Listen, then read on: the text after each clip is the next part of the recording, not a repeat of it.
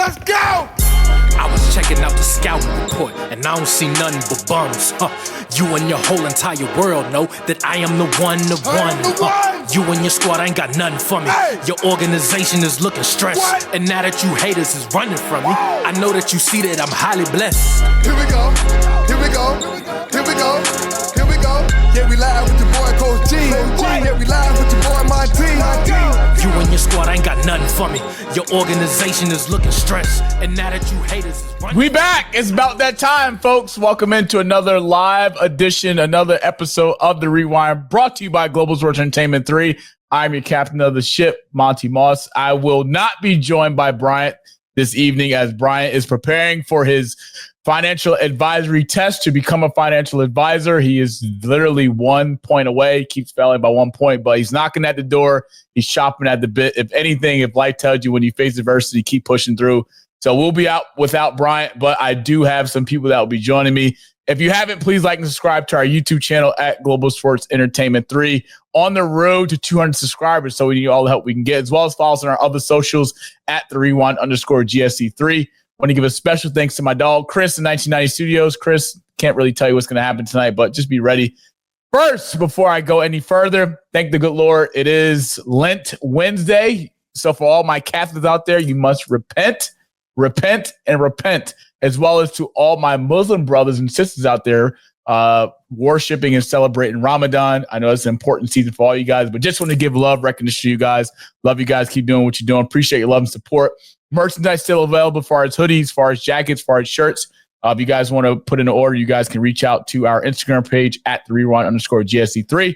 However, let's get this thing started. Introducing our first guest on The Rewind, his first episode coming on. We've been best friends since 6th grade, but this person truly represents the heart of Newark, born and raised in Newark, New Jersey, a hometown hero with a passion for soccer and a community that especially contagious. This person's journey is a local and inspiring as it gets. He's attended Newark's own Eastside High School, proud alum, where his love for the game grew stronger, but he didn't stop there. This person went on to earn a degree in business management from Berkeley College in Woodland Park. Who says you can't mix business savvy with sports? He says he can.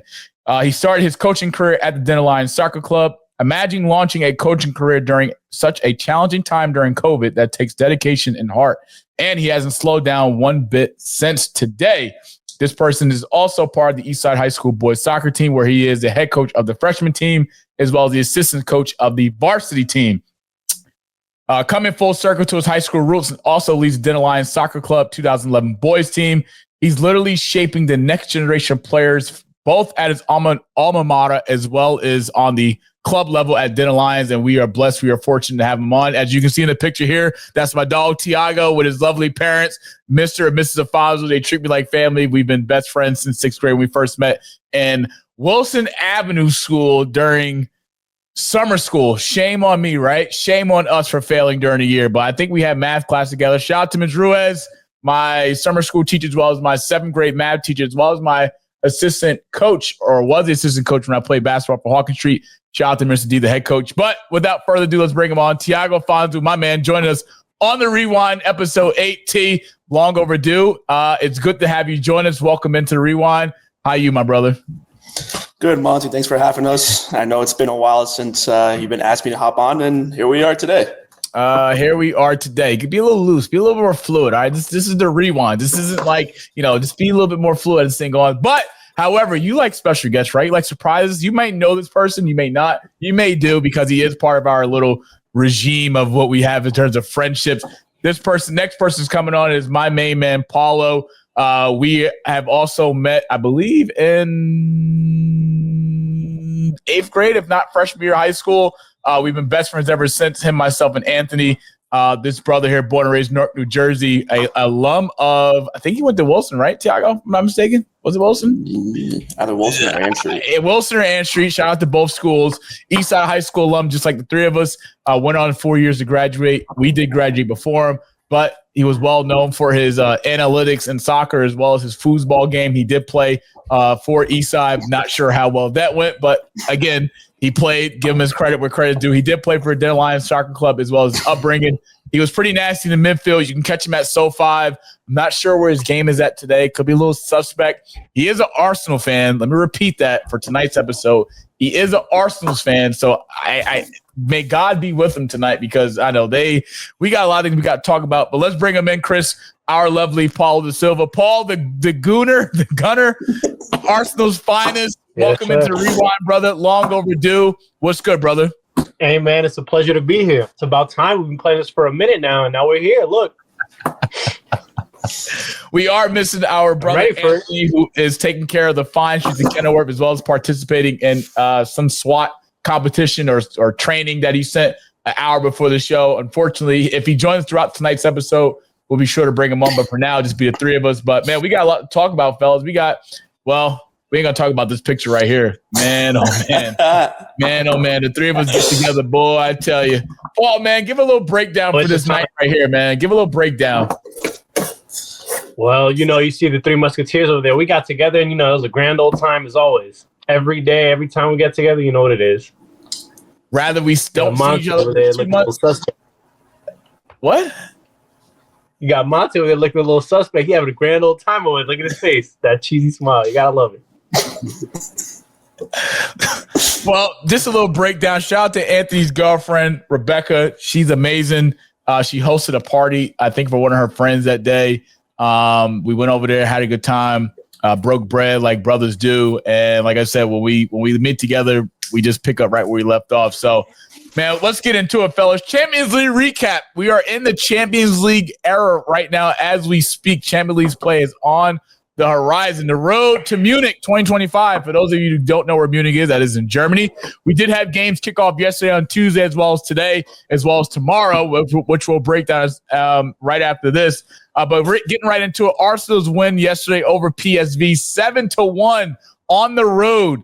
The Gunners got it done, scoring 3 goals within the first 20 minutes of play.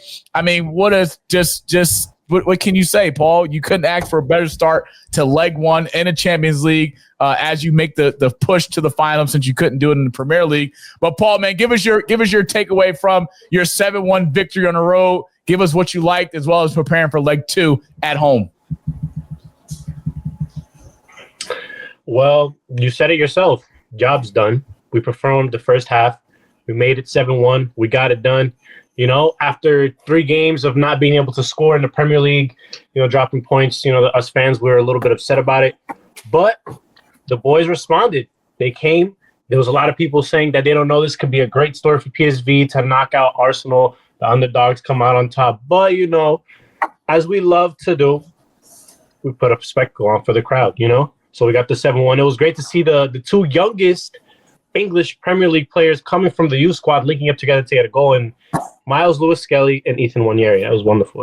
You got to love that. Fun fact about this game, Arsenal becomes the first team in UEFA Champions League history to score 7 goals from home in a knockout stage match. Take a look at the screen here. You have the first leg results from yesterday. Real Madrid with the 2-1 win over Atletico Madrid. Arsenal in fine fashion cleaning up PSV. Unfortunately, they can't do that in Premier League when it matters most. We'll get into that. Sporting 1-1 draw. I'm sorry. Borussia Dortmund 1-1 draw. Excuse my language. And Aston Villa with a 3-1 win on the road as well. It looks like it's been a challenging day for teams at home. I mean, what can we say? But heading into Champions League, Paul, you guys return home from 7-1 on the road. What are your expectations going into leg 2? Because at this point, the series is pretty much over unless PSV has a bag of tricks up their sleeve. But give us a little bit of your insight and prediction ahead of leg 2 coming up shortly in the next few weeks. Well, so leg 2 should be, let's be honest, it's done and dusted here. Leg 2 should mainly, if they had the option to be able to just say forfeit, we should forfeit. Because let's be real, it's 7-1. There's no way we're going to concede 6 goals at the Emirates, at the carpet, It's very, very, very hard. But we can use this as a good, warm-up for the next game. But we have to keep in mind we have any of the Madrids. And any of those Madrids, it's not going to be an easy task. You see, Real Madrid is finally flying. We catch them next. It's going to be a difficult one. It's going to be a very, very difficult one. But I'm excited. I'm happy for the performance the boys put in. with a makeshift striker, Mikel Merino. We don't have any of our forward line. You can't doubt. You can't doubt Madrid in the Champions League. Oh, that's a given. Never, of course. You can't doubt them. Which Madrid? Real Madrid has too much culture. They're a champion. They're a Champions team.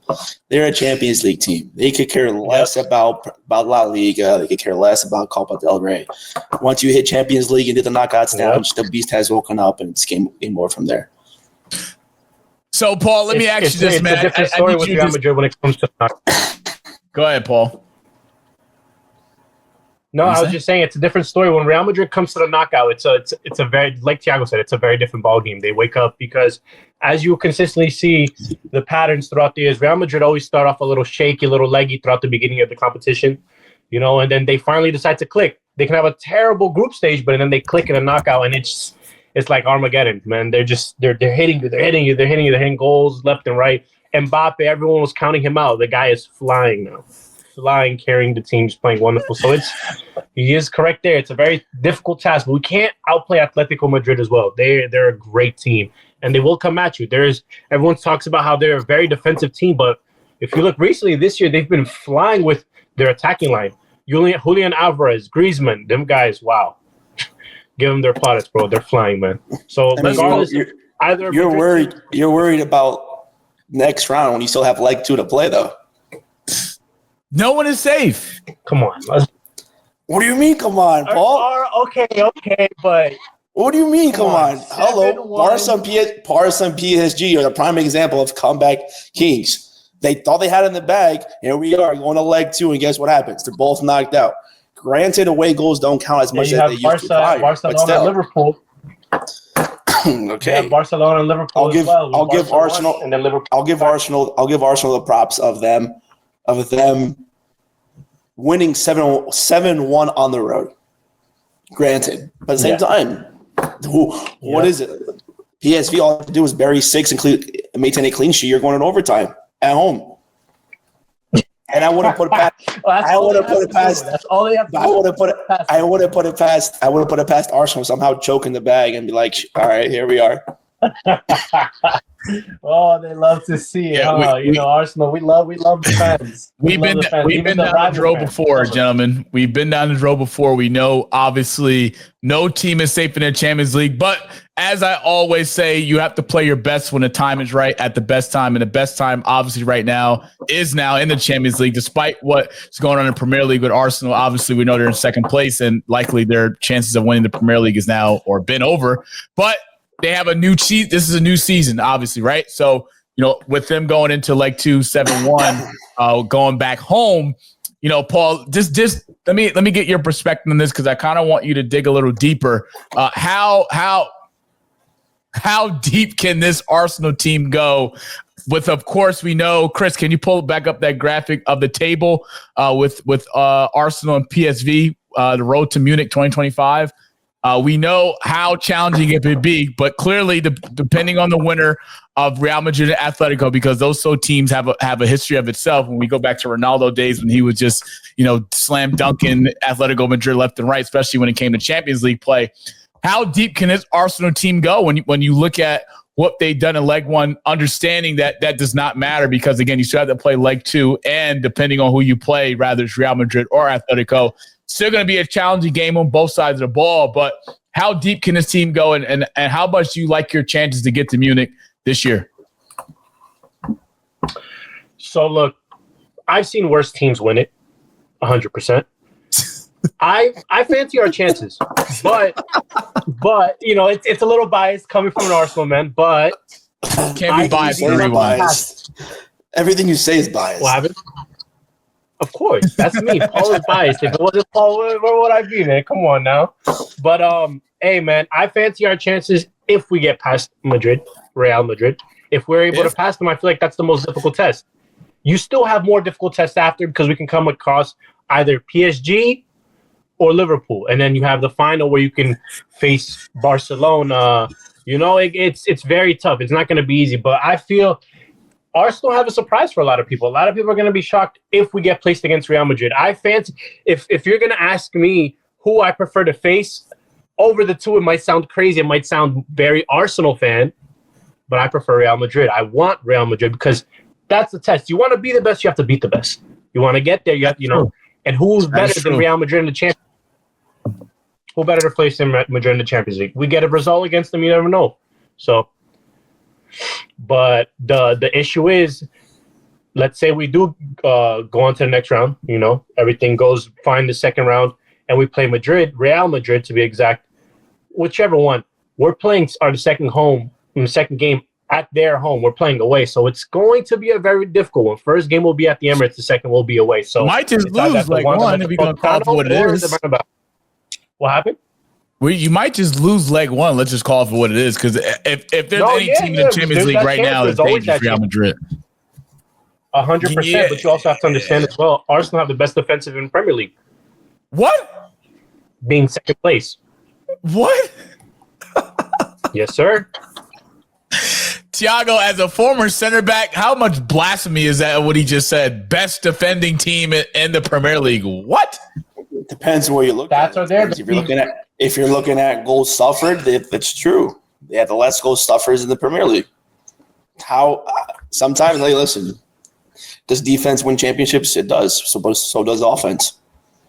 Clearly, Arsenal's defense is doing 7-1. Clearly, Arsenal's defense is doing what they have to do, but their offense isn't doing what they have to do. It goes both ways, man. Agree. Conceding one goal against a liability PSV team, let's just call it for what it is. This team doesn't give Arsenal any threat at all, nor do they give Arsenal any challenges in terms of attacking wise. But that changes when you have a Real Madrid coming to town, or that changes when you have to go to the Santiago Bernabeu when there's literally really, really, really difficult to win. So it'll be interesting to see moving forward with Arsenal, of course, with leg 2 at home. I expect them personally to take care of business at home and move on to the second leg. And I know Paul will be very optimistic with watching Real Madrid or versus Atletico Madrid, because again, that game 2-1, Real Madrid got the win, but it can go either way. Let's just call it for what it is. But I expect to see them in the next round, and I look forward to seeing how that matchup will play, because this is an attacking team that Arsenal will have to be at their best, because let's make no mistake about it. Real Madrid's back four isn't just no regular back four. They have the size, they have the veteranship, they have the athleticism to put you on your heels, and you're going to need more than a Saka, who is arguably, you can make the argument, one of the best wingers in all of football. And I know Paul can make that argument, but it'll be interesting to see. But moving on, let's get into some Premier League talk, my favorite talk, because it's that time of year. We love the Premier League.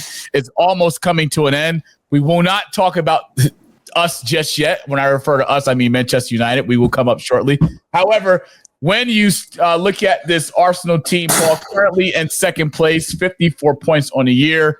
If memory serves me correctly, you've been in position the last 3 years in a row where you've had the opportunity, keyword, opportunity, to come out on top, win the league, something that you guys haven't done since, couldn't even tell you, because that's how garbage Arsenal is. That's how garbage Arsenal is since 2004. And Paul, man, let's just talk about it. Injuries have played the part this year, of course. It's been something that has been a challenging thing for this Arsenal team. When I look at this Arsenal team, I look at them with all the tools the last 3 years to win the league. You guys were in first place each 3 years with the opportunity to win, or to at least seal a deal in terms of points, securing the points, whereas though Man City's 9-12 points behind, Liverpool is 6-9 and 12 points behind. But you guys haven't had the opportunity to get it done. Now, when you look at this year, Paul, give us a little bit of your perspective. Right now, 15-3, 9 draws on the year, 54 points on the season. What's been some of the disappointments from your perspective, besides the injuries, that has put Arsenal again in second place and not in first? Well, okay, Monty, it's funny. It's quite funny you asked that, because yes, there has been a lot of injuries specifically to our forward line, which, messed up a lot for us, a lot. But, it can never make excuses. It's the biggest league in the world, the most competitive. So you have to be prepared. If you fail to prepare, you prepare to fail. We didn't sign that attack that we needed, the backup. We didn't sign the backups that we needed, the forward line, Now we're short. We brought in Raheem Sterling as an emergency signing on loan. We're paying for him to be there. And what does the guy do? It's crazy to me because not only the forward line is what, it hurt us, but also the discipline in the team. Picking up red cards in the beginning of the season, back to back over silly mistakes, kicking the ball away. You have Trossard, you have Declan Rice at the beginning of the year. You have Miles Lewis-Skelly recently. Just speaking of recently, he got red carded against West Ham, and he almost got red carded against PSV. So The discipline hasn't been there. I feel like our heads this year hasn't been locked in compared to the previous 2 seasons, but I'll get there. But this season was an even better chance to be able to go in the Premier League because Manchester City is not there where they always were. After winning that many trophies back to back to back, eventually they're gonna hit it down, and they have. And this has been the best year. But then you have Liverpool, who should be exactly where they're at. They have no injuries to that front line. Mohamed Salah is having a wonderful season. The guy is flying. The Egyptian pharaoh, the king, the man. He's insane. If Liverpool, keep in mind, if you go back to the stats, Liverpool wouldn't be where they're at if Salah wasn't, performing. The man, he's different. But yeah, it's been difficult one. It's been very difficult. Like you said, the last 3 seasons. Yeah, it's been pretty. I can't imagine a life as a Gunner since you haven't won a Premier League since 2004. Manchester United can't relate. Tottenham can relate. Obviously, not winning since the dinosaur years. I think all the trophies they have is pretty much dusty and dusted, besides winning the Audi Cup in the summertime, which doesn't count. But this Liverpool team this year has been really dangerous. I mean, just in the last 9 games, they won 6 of the 9, drawing 2 and losing 1. This team's form has been on high regards. You have the loss of Jurgen Klopp, of course. How do you replace that? All the signs coming into this season with no Jurgen Klopp, obviously one of the best managers in the world. From obviously his track record speaks for himself. From his days at Dortmund to even his days at Liverpool, he's brought success to the club. He's kind of resurrected the club in some sense with losing a lot of legends like Steven Gerrard and others. But when you have a guy like that, it's hard to replace. It's hard to fill the shoes of a guy like Jurgen Klopp just because of the greatness that he brings to the table and the standard that he sets from the club from top to bottom. And they're now in a position that they haven't been in since Jurgen Klopp, and that's number one, and getting ready to win the league. And Man City's just had that kind of year. Pep is, my opinion, the best manager right now in the world. I will not put him over Sir Alex Ferguson just yet. Still got some ways to go because we know his track record when it comes to Champions League, and it's not a pretty good record. But Liverpool is dangerous. They earned the right to be number one. They're flying in high colors. I don't think Arsenal will ever catch them this year. I think it's pretty much done and dusted unless something dramatically were to happen. But Paul, I'm sorry to say, but when we talk about the Premier League, the second year, the third year of this Arsenal regime, let's call it for what it is. How disappointed are you in Arsenal? Because you've been an Arsenal fan since I've met you, and you've probably been an Arsenal fan since you was in your mama's womb. Shout out to Mr. Silva. And it's been got to be depressing not to win a Premier League since 2004 because Tiago, Manchester United fan. I'm a Manchester United fan. Anthony, on the other hand, is a Tottenham fan. I don't know how he got to liking Tottenham. I wish he was here to explain that. But how disappointing, and where do Arsenal go from here with the rest of the Premier League? There's a lot of things about Anthony that needs explanation, to be honest. That is also a fact. A lot of things. That is also bring it out. Have to bring out the famous, Arsenal card. That Anthony himself got for me. Wish he was here, but he's running away from the questions for Tottenham because there's a whole lot of questions, boy. There's a whole lot of questions, but could you give me a quick repeat, Monty? I lost track of it. No, you don't get a repeat. We move forward. So, Paul, okay, Chris, bring up that Road to Munich 2025 table again. Quick points, fellas, and I'll start with Tiago first. T-Man, when you look at this table, clearly what we've seen so far throughout the Champions League is now we get into the bread and butter with the round of 16, the quarterfinals, semifinals, and the final. What teams do you see possibly when looking at this table that can be in Munich for the Champions League final this year? On the left side, there's no doubt in my mind that Real Madrid makes it to the final. It's their league. It's their competition. No faith in Liverpool?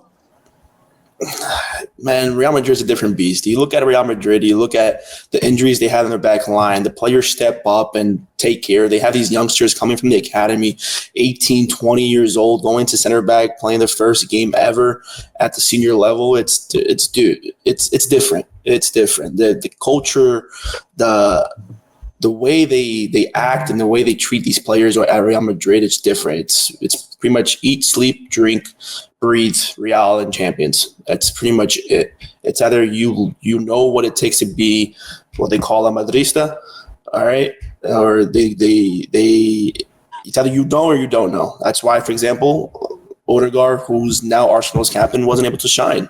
I don't think he knew what it took to be a Real Madrid player. I don't think he knew what it took to be one of the starting 11 players or even one of the 18, 20-man roster. Luckily for him, Arsenal signed him. He was able to shine himself. But it's on the left side, I'll give you a Real Liverpool semi. Okay. I wouldn't take out Aston Villa because Unai Emery with Aston Villa is a different breed. This guy, same thing he did at Europa League with his previous teams. I think with him at Aston Villa, he's doing a phenomenal job. So my pick would be either a Madrid Liverpool semi or even a Madrid Aston Villa semi. Write it down, folks. And the right side? Right side, you got my mother country club. You got Benfica over there. Shout out to Mr. Afonso. Shout out to all my Benfiquistas out there. A 1-0 loss to Barca today, even though we dominated the game like crazy. Shout out to Robert Lewandowski. But I'll give you – it's a tough one. It's a tough side of the bracket because anything can happen. I'll give you a Bayern in the semifinal. Bayern and Barca? It's a tough one. It is a tough one. Either Bayern Barca. I'm not trying to be biased. I think Benfica pulls a win in the second leg at Barca. I think they do based on today's game. Based on today's game, I'm not gonna lie. If you look at the stats, we were all over Barca. We just couldn't find the back of the net. We simply couldn't find the back of the net. Benfica's a great team at home, Tiago. A great team at home. Away. Even away. Look what we did to Monaco. At Monaco. That's true. But it's that one-off game though. Okay. So I'm just saying. Look what we did to Monaco at Monaco. I'll give you a Barca Bayern or Barca Bayern. So give me your Champions League final prediction now. Which two teams will be in Munich for the Champions League final? Just looking at the bracket, just dissecting the games from yesterday and today. Give me your Bayern. Real and Bayern. Oh, Paul, what do you got? Don't be biased for Arsenal, man. Be a realist. You want me to be a realist? Okay, 100%. We're running back the final. Barca versus Arsenal final. It couldn't be written more in the stars. It's the revenge time. The cheating referees, the Barcelona, UEFA, we're coming for it, baby. Madrid, I want you, Madrid, so we can sweep you to the side so the whole world can see who we really are. And then when we sweep Madrid, I can come back here and point out to you and to Tiago like, would you look at that? Just sipping my tea, loving it, you know? There you have it, folks. Arsenal-Barca final coming from me. Premier League standings, Chris, bring the bracket back up. As of now, March 2025, if you look at the bottom, it's depressing as that sounds.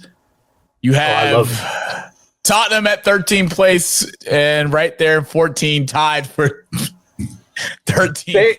Manchester United, 33 points. It's been a depressing season for us. I will get into that shortly.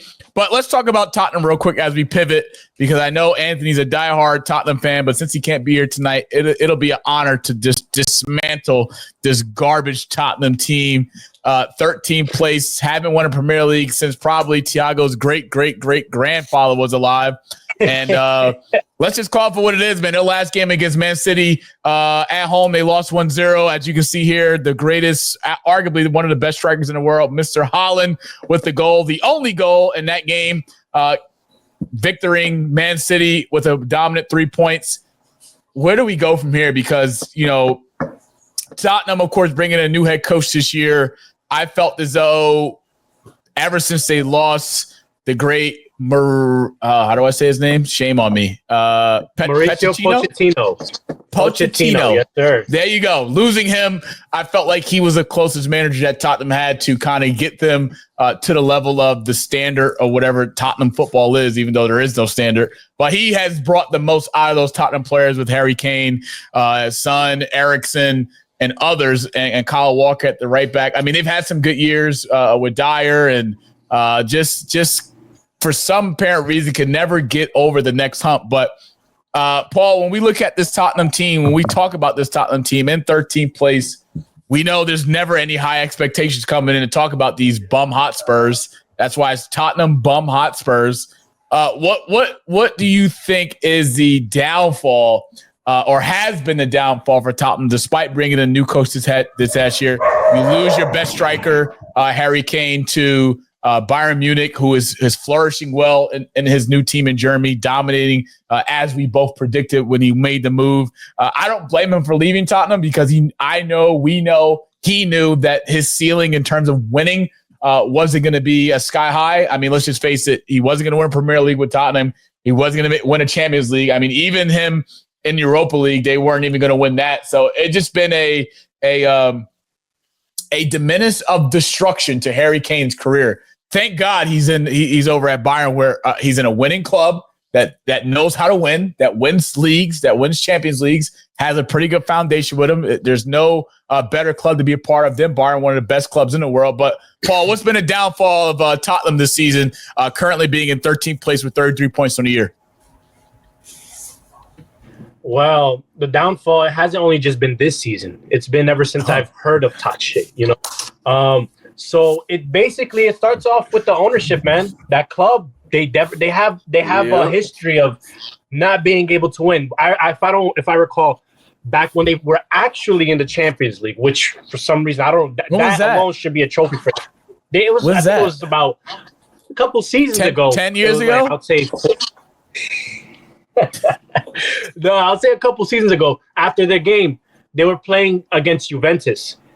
Giorgio Chiellini came out and spoke out about them, how they weren't worried about playing Tottenham. They knew they were going to get the job done because the mentality they have at the club, it's not a winner's mentality. And it's crazy because if you look back at Tottenham's track history, they've had some impressive managers. They had, the great one. They had Jose Mourinho. They have Ange Postecoglou now at the helm, which I actually like him. He's a good manager. He has a system. It's just that team, They got to spend some money. They got to spend some money. They got to spend some money. I mean, they do spend money. They just don't spend it the right way. That is also true. They don't bring in the right talent. You go look at their squad. Why the hell are you signing Timo Werner when he barely could shine at Chelsea? Thank you. I think their biggest downfall this season was Richarlison getting injured. Phenomenal player. Yeah, knows what it takes. When he played, there's a whole energy. He was the only one who's able to play with Son. Son is pretty much a lone wolf over there. Son is the heart. Son is the heart of this Tottenham team. I do think when I look at this Tottenham team, I think the Europa League is kind of like where they belong. I also believe that it's a good opportunity for Tottenham to be in a Europa League because it gives them the experience, but also you have to understand, for people out there that don't understand soccer or don't understand the Premier League, if you don't win a Champions League, you have to finish top 3 to qualify for the next season, which is hard to do. It's hard to qualify in the Premier League because that's just one of the toughest leagues, if not the toughest league in all of soccer. And, Tottenham just hasn't had the players or the talent to put them in that top 3 spot to secure a Champions League spot. Champions League is where you want to be for any club. Top 4. I'm sorry. Thanks, Tiago. That's where you want to be in terms of qualifying to play on a world stage where you get to play the best of the best. Rather it's group stage match, which can go either way as far as the group stage. Rather it's round of 16. The further you go, the harder it gets. We all know that. And I feel like Tottenham, every year, we think coming into the season that they could be a little bit better, but somehow, some way, just not surprising us at all. They somehow wind up right where they belong, and that's 13, 14, 15, Europa League, not winning the Mid-table Europa club. League. Mid-table club, and it's hard. It's really hard. I mean, just in the last 5 games, they won 3 out of the last 5, lost 2. But this Tottenham team's got a long way to go. I'm not sure where they'll finish this year. I know they'll finish below Manchester United. You heard it here first. They will finish below Manchester United, and we're not as good as we're pretty much in the same bracket. But it'll be interesting. But Tottenham's a team where, if you can somehow, with this new head coach they have, I like his vision. Just putting the surrounding cast, building that foundation. You have Son, who's a phenomenal player, who's been a top player for this club the last 3 to 4 years. It's hard to replace a Harry Kane. I mean, he's the true number 9. He was one of the best strikers in all of England at his time in Tottenham. I mean, he can score. He can score the goal. He can assist. He can facilitate. He can run from box to box. I mean, the guy is a leader on and off the pitch. It's hard to replace that unless you're bringing in a top striker like a Lewandowski or a Haaland, or even having a standard of Ronaldo in a sense. You can't replace it, and it's hard to replace that talent. They do rely on their youth, which is good in some sense, but you got to spend the money and spread it around in the right places. You spend all that money in that new lovely stadium that fits over 80,000 people, but yet you got 80,000 people coming out every home match just to see you guys lose or to see you guys finish below 10th place or not even make Champions League. That's not – I feel like Tottenham fans, are you okay with that? The front office, are you okay with that? I mean – you got to pay to play, and that's just the name of the game. And you look at teams like Man City, you look at teams like Liverpool, you look at teams like Arsenal. You got to spend the money in the right place to bring in the right talent for it to show. And you got to have the right coach in place. We'll give it time. We've been here before. We've seen this play a million times from Tottenham.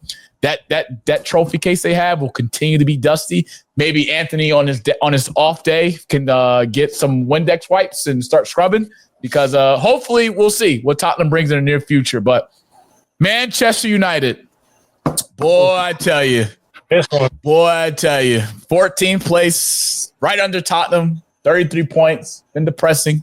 It's been a depressing year, folks. I'll be honest. Every year I come in, I think we're gonna be one step closer to getting back to the top of that mountain that Sir Alex Ferguson set in his tenure with Manchester United, the winningest head coach of all time in our history, who's won not also Premier League, but won Champions Leagues, who's invested in the youth, knows how to spread the money. But our front office is all fucked up. Excuse my language.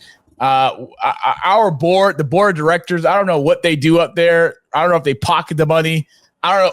They're not spreading the money where it's supposed to be. We've had chances, right, Paul? We had chances, right? But looking at this Manchester United team, you could play this, man. Just we show signs. We show signs of what we can be. Bruno Fernandes. I mean, then we lose in penalties to Fulham. Lindelof misses a penalty. Then I mean, what can I say? We knock at the door. We just don't get in. I don't know, Tiago. What does Manchester United need to kind of turn things around to put us back in the glory days of what we used to seeing? You just need to clean out that back office, front office. People say that Mourinho is not the coach for them, and I disagree. He's I'm not gonna say he's stubborn, naive. He's a guy who has philosophy, who has a plan, and has a style. And it's either you hop on board and you learn how to play the way I want you to play, or you go ahead and get loaned out. And that's exactly what he did with Rashford. Rashford wanted to go out, wanted to party, wanted to go out clubbing and do everything besides be a soccer player and be professional. And Wooding says, that's not my team. That's not the way I work. Sent him out alone to Aston Villa. It's a wake-up call. Now he's out to Villa. He is shining. He is. I'll give him that. He's shining. He's showing glimpse of old Rashford, but that's how you are. That's how you're supposed to be as a coach. You have your philosophy. You have your system. You have your style of play. Yes, do you adjust a little bit to what the league may be and what comes your way? Of course, but it's not much different. I'm just saying. Ruben Amorim with Sporting was able to put 4 on City. He did it. Nowhere he didn't have half the players, half the talent, or the money he has at Man U, but he did it.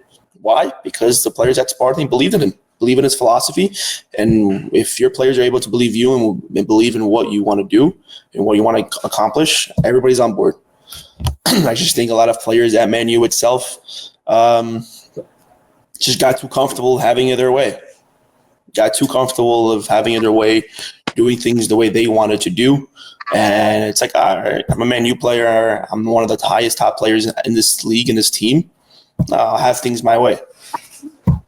Yeah, it's been depressing, Tiago. I mean, when I look at this, loss against Crystal Palace 2-0, bounce back against Leicester 2-1, lose to Tottenham out of all teams to lose to 1-0, draw against a mediocre Everton team, and then fast forward, losing to Fulham in the FA Cup. I mean, I don't know where we go. I mean, I know we got Arsenal on Sunday. I already know what's going to happen in that game, well confident of what we're going to do. But, we have a pretty tough matchup coming against Real Sociedad in the Europa League. I think it'll be an interesting game. I'm curious to see how we come out and play. I do know in the league now. Go ahead. I'll tell you this. I don't think that game is going to be as open as Paul has in his mind. I personally think somehow, some way, Man U goes ahead and gives these top teams, Arsenal, City, Liverpool, a fighting. They fight, they play, and you see it. Do I think Arsenal's going to win? I could call it. I'll call it a 2-1 win for Arsenal. I'll call it a 2-1 win for Arsenal. I have no issue doing that. Hell no. However, it's when you go play. Not. It's when you go play these small ass teams. You play against Crystal Palace. You play against Ed Sheeran and his brand new team, Ipswich, whatever the hell they're called. And you're tying or you win by 3-2. It's things that shows that players are too confident. Yeah, I'm not really worried about Real Sociedad. I'm more focused on Sunday's match, 12:30 at home. I mean, they play tomorrow. I know against a really dysfunctional, disappointing Arsenal team. Right now, I believe in the league we are second in the league in tackles won. That's a plus. I'll take it. But I think when we look at this game, Man U's got a lot of things we need to figure out. I think it's a good test for them overall because Arsenal is playing to pretty much at this point in the season to secure that top spot for Champions League next season. They're not playing to win the league anymore. That dream that Paul had for the last 2 years is wiped away and gone and pushed into the Titanic. Goodbye. See you. God bless. But Man U's got to come to play. And I think with us at home, with the best fans at Old Trafford, this is what's going to happen. Of course, we don't have the man in blue anymore. But, this is the standard of what we're used to doing with the great Sir Alex Ferguson. Please bring him back. Is there any way he can come back into coaching? Probably not. But, Paul, man, you remember this game very vividly, Champions League game against, your Gunners where, the great Cristiano Ronaldo. Shout out to Park. Love Johnson Park. Shout out to Ronaldo with this beautiful free kick. Ooh. Boy, I tell you. But my prediction for Sunday's game against Arsenal, Man U, let's go get it done. At home, Old Trafford, best fans in football. We know what we need to do. Let's go out and take care of business. Bruno Fernandes, need a big performance. I need a big performance out of you, Bruno. I need you have that captain armband on for a reason. Bring it. Show Bruno, England what we can do. And I look forward to it, man. I think it'll be an interesting game. I got Man U to win 1-0 at home. I think our back four does a great job with stopping Arsenal's highest goal scorer in the team, Mr. Saka, who's not a scrub at all. I'm not really too worried about Raheem Sterling. He's been a crumb bum since Chelsea. And I look forward to giving Arsenal that spanking on Sunday. Paul, your prediction? I'm going to be as real as possible. Before I continue, shout out Brian Pacelli, my favorite Manchester United fan. Favorite. Shout out to him. Look, I'm expecting a blowout. I'm expecting us to walk Old Trafford and really put belt to ass, as you like to say. And this is not being cocky. This is me speaking from the fact that Manchester United are in a shambles. And when I tell you I live for it, I love it. Of course, you like to pray on our downfall. Of course. You should know. Like you said, you've known me for years. Growing up, you guys always been up here. And, we've been, struggling, trying to get back up there. and you guys were, the consistent violation, the consistent, I love this. It's like you guys deserve. Yeah, love it now until the summer. Love it now until the summer. Right? That's all you're getting. I've been saying that for like the last couple 3 managers. First was Not for me. I've been okay, but a lot of your fan. You fan can't base, speak for all Man United fans, Paul. Be specific now. No, 100%, 100%. But I'm saying the ones that we know, the ones that I've dealt with. I already named one. There's a couple more. You guys, it's the cockiness. It deserved it. All legends, unless you're Real Madrid, all big teams fall. Look. This is a perfect example. Look how we used to dominate back in the days, and now we're nowhere near that. We're not even, in my opinion. I don't think the way we play, we're top 5 best national teams in the world. So that's an example to Man U. Man U used to be the team that you would look at, you would fear. You put fear in your eyes. You went back and said to yourself, Ji-Sung Park, CR7. You had Eric Cantona. You had David Beckham. Legends, greats, dominated the league for Man U. And now Man U's Cristiano Ronaldo. It happened. Vintage. Yes. Ferdinand, Patrice Evra, Wayne Rooney, Anderson. Van der Sar. Van der Sar. Who ruined the 49 unbeaten game? I can go on. Like my favorite, Berbatov. But wait, you say fear. Who the hell fears Arsenal? Who? Oh, you should definitely ask Sir Alex Ferguson, because we were the only team going head to head with you guys during that era. Only team. But we still won at the end of the day, so it doesn't make a difference. Paul, why you were busy worrying about small potato wins when you guys were beating us? We were too busy wearing Premier Leagues and lifting up Champions League titles, son. There's a big difference. We're the only team to win the Premier League undefeated. We have a golden Premier League. I think that's exactly why every team hates us. 2004. Every team hates us for that. We are almost 30 years later, and you haven't won nothing since. FA Cups. I've witnessed my team win 3 FA Cups. Thank you very much. That's the cup. I've witnessed my team win FA Cups. Next. Okay. And how many have you witnessed Arsenal win a Champions League? You came close, Thierry Henry. I will see you very soon. I will see you guys very soon at the end of this. Make sure you stay sleeping, all right? This will be out on all platforms, so we'll have to catch this up. Tiago, man, let's tap into a little bit with you, man. I respect you. I love you dearly. Your parents treat me like their own. You have been a inspiration to a lot of the youth, especially since joining the Dental Lions. Soccer and coaching has always been your passion. You have played at the highest level in terms of being in big games, big moments with Eastside varsity, with county finals, with states semifinals, with sectional finals. You won a captain as well. A captain as well in the back four. Shout out to Dave. Shout out to that back four. Yep. Shout out to Eric and Net. Shout out to Austin, one of the greatest goalies to ever walk across Eastside's God's green earth. You can't forget Teddy Bear Howie. Can't forget about Howie. Shout out to Dave. Yeah, that's Howie. Shout out to Coach P. Shout out to John, the savior that year, your senior year, coming off the bench, scoring 12 goals in 13 games. I can go on about that team. The pace. T, you've done it all. You've been in every game that there has been in. We will not bring up the highlight, which I saved just in case, but we will not bring that up. We will not bring that up. We will not bring that up. We will not bring it up tonight. With the sectional final. If you have it, on the road against Elizabeth. Bring it up, man. Come on now. We will make an executive decision tonight as a captain of the ship. We will not do that. T. I know it brings back nightmares. I've been looking for that video since the day of that game. I couldn't find it.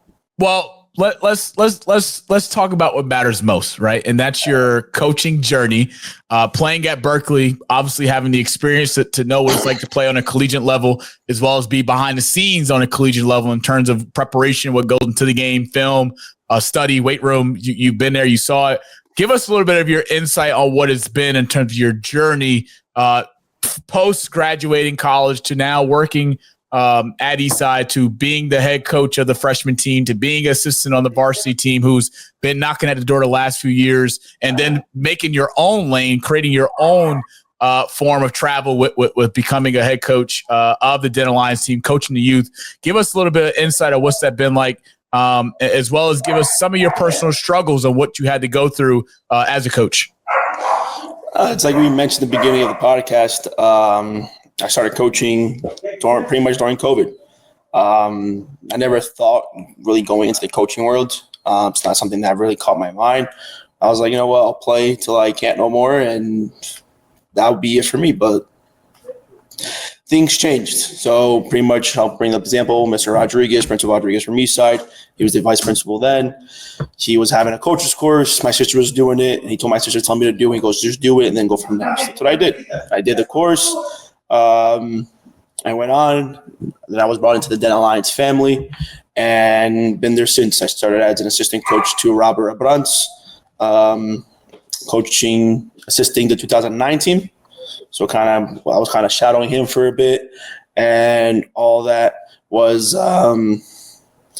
All right, all that was fun. And then as times went on, as I grew more, got understanding, did more of my license, I was able to understand that behind the scenes of everything. Also playing at the college level helped me a lot. I was able to kind of also see what goes behind the scenes with film sessions, how to prepare, how to do your sessions, and all that kind of stuff. Yeah, it's been something I've been really happy to see from the outside looking in terms of your development and your growth as a coach, as a youth coach, I should say. I think you're on the right – actually, let me take that back. I know you're on the right path because not also are you leading a group of young men as a freshman coach, preparing them for the next level in terms of JV and varsity and giving them everything you got. You also get a double-edged sword because now you get to learn from the greats like a Coach Pereira or like a Coach Tavares who have played and both coach at the highest level and know what's it like to win. And to be in a room full of winners, it only forces you to elevate your game and to become a winner. And anytime you get a person like yourself to have the opportunity to coach the next generation and have them follow your lead and have you follow your instructions and leading a practice and putting different sets in place, formations, knowing what's going to work, knowing what's not, making those adjustments during the game, gaining all those experiences each time you get the opportunity to coach a young team like the Dental Lions Club. It's something truly special to see. So I'm personally proud of you. I know you're on the path to greatness as a coach as well as a businessman in the world. But what is the next step for you, man? Because you're on the road to greatness. We know what you want to do, but tell us what those next few steps look like and what's that big picture, man? Where's that final place you want to end up at? So currently I'm doing my UEFA course through Scottish FA. So I'm doing that through them. I want to get my UEFA license. Big course, the next big step, the main goal is obviously to make it to the pros. That's the ideal. That's where I want to go. Somewhere in Europe. I wouldn't mind going into South America, especially the Brazilian League. It's been catching my attention lately. Wouldn't mind going into them as well. But the bare minimum I'll set it to is definitely going into college, trying to get into that D1, possibly even D2. I wouldn't mind starting at a D3 program, work my way up. You know, everything's not handed to you. Everything is not just there on a gold plate and silver platter and be like, here you go, it's yours. It's got to work. So I wouldn't mind starting at a D3 program and just prove myself and going to the D2, and then for the D2, going to the D1. But the end goal is definitely to go back home to Portugal and build my coaching career there, starting at the academy level and eventually work my way up into the pros. Oh, Paul, you hear that? That's wherever you go. That I believe. Wherever you go. Tiago's always been a dedicated man. He's always been a dedicated man at every craft. When he was in high school, he took his soccer career seriously. His grades. He led by example. What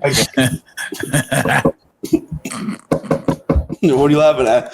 What's so funny? There's no lies over there. Hey, look. I give a quick story. I give a quick story. This is something I probably shouldn't even say on this episode. But Tiago thought he was the man, the myth, the legend, right? Varsity career, man, leading the back four, getting experience, started every game, gave it his all. I remember, I believe. Yeah, right. Only my senior year. Can I finish? Go ahead. I know where this is leading. This brother thought it was okay. Instead of working on your craft in the summer where you actually get better, you thought it was a good idea to go to Portugal. Not also did he go to Portugal for a month. He decided it was okay to eat all the chorizo, which means Portuguese sausages, and eat like he ain't got no damn sense. Like he doesn't have to prepare for preseason in August, training camp in late July. Man put on all his weight, right? All his weight. Comes back home. I'm like, T, what happened? I just saw you were fit, you were in shape, you looked good, came home out of shape, like you had about 12 beers a night. I'm like, dude, what are we doing? I'm not going to say it played the part senior year, but it sure played some part because, I mean, look, Tiago's had probably one of the astonishing careers in Eastside. Arguably, actually, I'll make the discussion. If there were to be a all-time Eastside starting 11. I would put myself personally, I would put Tiago at the center back position. Now, who do I put with him? That is up for debate. That is up for discussion. But Tiago, man, you've done it all, man. And I'm proud of you. I'm proud of your success. I'm proud of what you've done. You're doing great things at the Dental Alliance Soccer Club. Appreciate the drip, by the way. I was going to wear it tonight, but, I had to wear, Manchester United. Real drip. Should have got you guys the real drip. Shit. No one wants to wear that garbage. Shitting me. Did you get that off Temu for like $2? No, this is actually my lovely ex Nicole. Shout out to that. Feel me? You see the name? Mr. Odegaard, the one who couldn't do it in Madrid, apparently. Yeah, unfortunately, it's not apparently he couldn't. He couldn't. It's not apparently he couldn't. When you got guys like Luka Modric and Toni Kroos, you think Odegaard back then was going to take a Toni Kroos spot, a Modric spot? Come on. Oh, he had to be honest. He had spot. He had two of the greatest, arguably two of the greatest midfielders of our generation in that club, and still somehow, some way, just couldn't get right, get on a pitch, play at a high level. But I'm happy he had to go to a baby league, a baby shit team like Arsenal, baby shit, not a baby league. Not a baby league. Premier League's the best in the world, but a baby shit team like Arsenal to kind of, get his confidence up, work with Coach Arrieta. Arrieta is like all for, putting out a good product in terms of his players. And, Arrieta is a former midfielder. So it had to work somehow, some way. But for me, from a midfielder, I want to go play with Zidane. I want to go play with Toni Kroos. I want to go play with Luka Modric. I mean, shit, ask Mesut Ozil what it was like to play, at Real Madrid. A former Arsenal midfielder who, in my opinion, should have stayed at Real Madrid because how do you split up him and Ronaldo? The chemistry they had, just the teamwork, the 1-2s, the tiki takas. It was a sight to see. But it's been a pleasure to see. I'm curious to see what we're gonna do to Manchester. In Manchester to Arsenal on Sunday, 1-0 final. Write it down and underline it twice. I know I've been screwing up with these predictions, but Chris, man, I got to get it right somehow, some way, man. Jay-Z said it best, man. Somehow, some way, got to make it right. So, T, man, give us what's next coming up in the next few weeks for DOL. I know you guys are getting ready for spring league coming up. I know you've been training. You got a game tomorrow night. Give us what's going down in your side of town with DOL. Correct. I'll talk a little bit about my team itself. Talk about the players. Talk about the youth. Correct.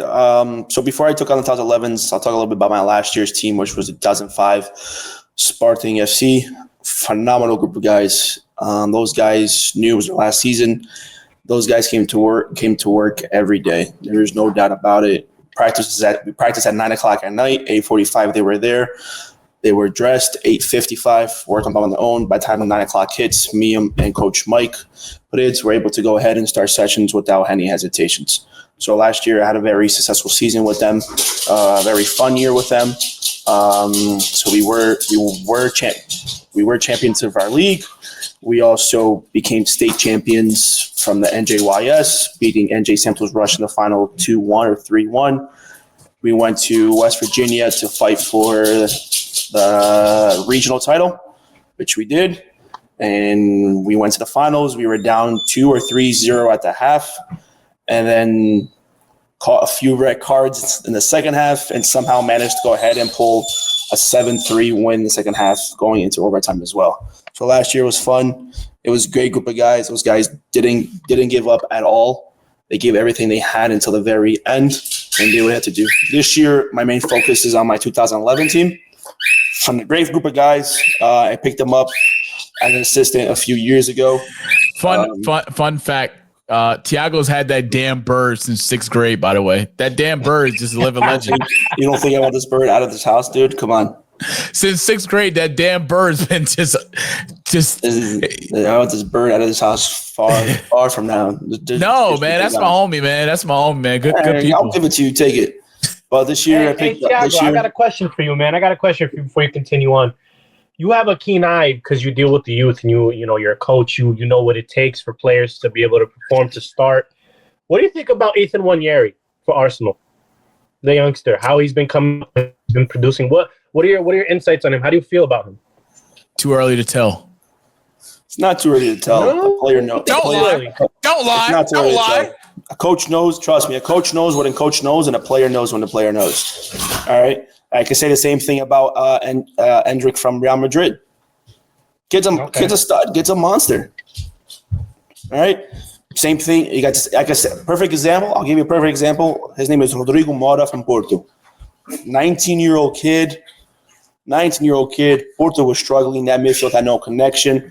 All right. The former coach, when Vitor Bruno brought him up, put him in that midfield, and Rodrigo Mora has been the key player, the bread to the butter in that team. All right. Same thing. João Neves, youngster. Yep. Benfica. Yep.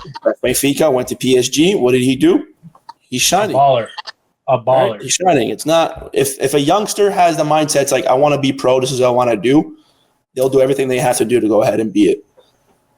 Some youngsters shine and do what they have to do. Others shine too quick and let it get to their head. Yep. Coaching matters, folks. Styles matter. Style of play matters. Team fit matters. Team surrounding you matters. Chemistry matters. Formation matters. People you surround yourself with matters. People you surround yourself with matters. Man, you just struck a nerve in my body. I was gonna go somewhere else, but I'm gonna just stay on topic tonight for the case of tonight's show. Paul, man, give everybody out there that's watching that will be checking out this episode on all platforms where they can find you at in terms of social media. You guys can find me on Instagram at Paul the Gooner with the number 8 at the end of it. That's about it. It's the only social you'll find me on. Tiago, tell everybody out there where they can find you on social media, as well as where to find out to check up on or see the highlights or just the growth of your 2011 Dental Lions team. Yeah, you can find me on Instagram under as Mr. Mister